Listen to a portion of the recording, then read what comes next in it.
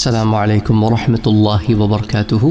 اس پر تو میں آپ سے پہلے بات کر چکا ہوں کہ جنات کو قابو کرنا یہ اچھی بات نہیں ہے، نہ ہی جنات کو غلام بنانا یہ بھی اچھی بات نہیں ہے، اور یہ قابو تو نہیں ہوتے نہ غلام بنتے ہیں اس طرح جس طرح کہ آپ کے ذہن میں تصور ہے۔ ہاں البتہ یہ تابع دار یوں بن جاتے ہیں کہ یہ آپ سے مانوس ہو جاتے ہیں، آپ کے دوست بن جاتے ہیں، اور دوستی یاری میں تو پھر فیور ہوتے ہیں۔ لیکن مسئلہ کیا ہوتا ہے کہ اچھے لوگ جو ہوتے ہیں نا، جو نیک لوگ ہوتے ہیں، وہ پھر جنات سے اس قسم کے کوئی فیور وغیرہ نہیں مانگتے انٹل اینڈ انلیس کوئی اس طرح کا ان کے پاس کیس آ جائے کہ خراب جنات نے نقصان پہنچایا ہو اور پھر وہ اس کی کھوج کر رہے ہیں۔ ورنہ جو اچھے عاملین ہوتے ہیں وہ بے ضرورت جنات کو، جو ان کے دوست ہوتے ہیں، جن سے ان کی انس ہو جاتا ہے، محبت ہو جاتی ہے، انہیں بادر نہیں کرتے۔ وہ ایک دوستی یاری والا کانسیپٹ ہوتا ہے، وہ ان سے ملنے بھی آتے ہیں، وہ ان سے ملتے بھی ہیں، گفت و شنید بھی ہوتی ہے، بات چیت بھی ہوتی ہے ضرورت کے تحت۔ لیکن جو خراب قسم کے جادوگر ہوتے ہیں نا، وہ پھر جنات کو سے مراسم بڑھانے کے لیے، وہ بھی شیاطین من الجن سے، جو شیطان جن ہیں ان سے مراسم بڑھانے کے لیے الٹی سیدھی حرکتیں کرتے ہیں۔ اچھا، میں آپ سے نا آج تو نہیں لیکن اگلے درس میں انشاءاللہ تعالی یہ طریقے ان کے شیئر کروں گا، جو آپ کو طریقے سن کے بھی گھن آئے گی کہ کس طریقوں سے یہ صرف اس دنیا کو کمانے کے لیے کام کرتے ہیں۔ اس کے بڑے مضر اثرات بھی ہوتے ہیں، بہت مضر اثرات ہوتے ہیں اس کے۔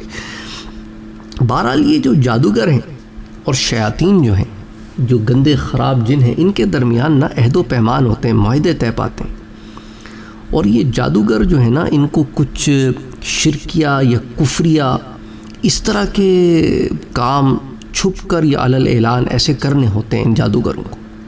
تو اس کے بدلے میں جو شیطان ہیں یہ پھر جادوگروں سے مانوس ہوتے ہیں اور پھر ان کے کام آتے ہیں، کیونکہ ان کو پتہ چل جاتا ہے نا کہ یہ ہم نے اسے راہ حق سے بھٹکا دیا ہے، تو ٹھیک ہے اس کو تھوڑا فیور بھی دے دیتے ہیں۔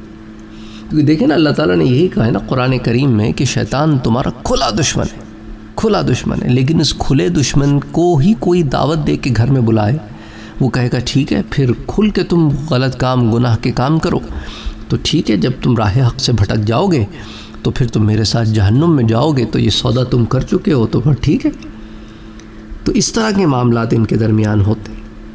اچھا، شیطان اور جنات کے درمیان، جو شیطان جن ہوتے ہیں ان کے درمیان اور ان جادوگروں کے درمیان، یا غلط عاملین کہہ لیں آپ ان کو، ان کے درمیان یہ جو عہد و پیمان ہوتے ہیں، یہ دراصل ان جنات کے سرداروں یا اس جن قبیلے کے سردار اور جادوگر کے درمیان ہوتے ہیں، ہر جن کے ساتھ نہیں ہوتے، کیونکہ پھر وہ جو سردار ہوتا ہے نا قبیلے کا، جو لیڈر ہوتا ہے، وہ پھر باقی جنات کو حکم دیتا ہے، تو وہ اس کے تابع ہوتے ہیں حکم کے، اور وہ دوستی یاری ہوتی ہے اس قبیلے کے سردار سے۔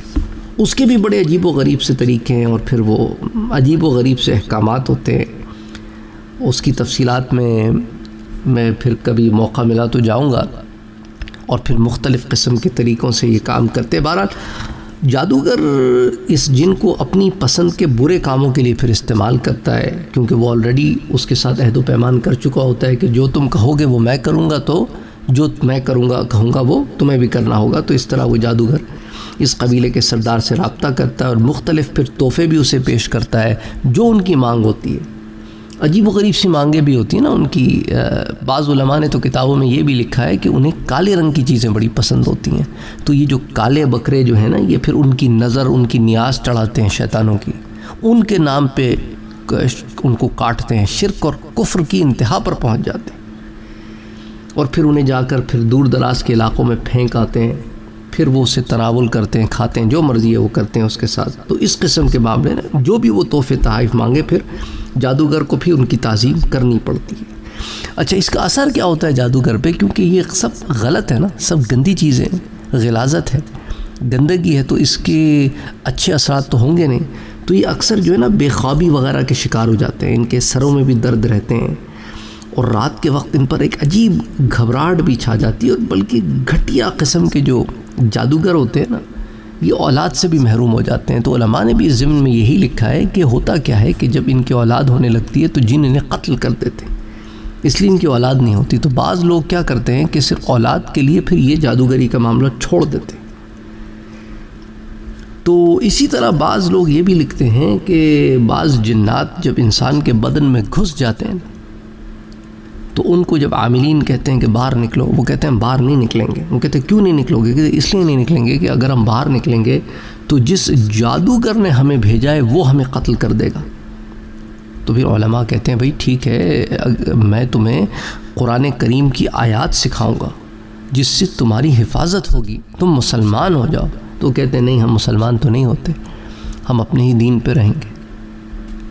کہ اچھا بھئی میں پھر تمہیں کہیں دور دراز علاقے میں بھیج دیتا ہوں. کہتے ہیں دور دراز علاقے میں بھی اگر گئے تو کیسے بچیں گے ہمیں تو وہ جو ہمارا جنات قبیلے کا سردار ہے وہ ہمارے پیچھے لوگوں کو بھیجے گا، باقی جنوں کو وہ ہمیں پکڑیں گے، ایونچولی ہمیں مار دیا جائے گا. تو بہرحال پھر عاملین جو ہے وہ سخت عمل کرتے ہیں، پھر قرآن کی آیات پڑھتے ہیں، اور پھر وہ جن جو ہے اس سے جلتا ہے، بھسم ہوتا ہے، وہ مر بھی جاتے ہیں، بعض ویسی نکل کے چھوڑ کے بھاگ جاتے ہیں. تو اینی وے کہنے کا مقصد یہ ہے کہ یہ راہ جو ہے نا، یہ کوئی اچھی راہ نہیں. یہ نالج اور انفارمیشن میں آپ کو کیوں دے رہا ہوں؟ آپ کی معلومات کے لیے، تاکہ آپ ایسے خبیث قسم کے لوگوں سے خود بھی بچیں، لوگوں کو بھی بچائیں. اور کسی کے ذہن میں ان لوگوں کے بارے میں اگر کسی بھی قسم کی کوئی، وہ کہتے ہیں نا کہ وہ لوگ بڑے امپریس ہو جاتے ہیں، وہ بھی نکل جائے کہ کس قسم کے گھٹیا لوگ ہوتے ہیں. اللہ ان سے بچائے.